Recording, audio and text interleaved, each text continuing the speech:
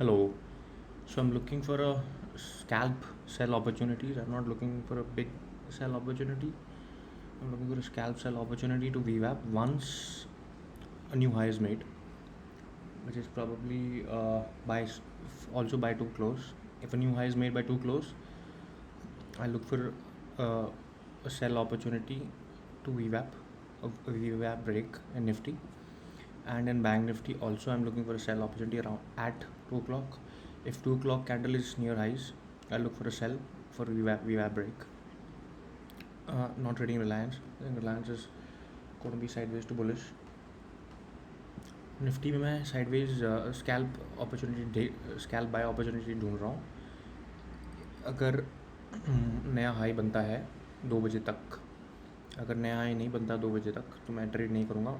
नया हाई बनता है 2 बजे तक तो मैं छोटा सा एसएल रख के वीवैप ब्रेक के लिए सेल ढूंढ रहा हूँ. बैंक निफ्टी में भी अगर 2 बजे वाला कैंडल अगर हाई इसके पास है तो एक स्मॉल एसएल रख के मैं वीवैप ब्रेक ढूंढ रहा हूँ. Thank you.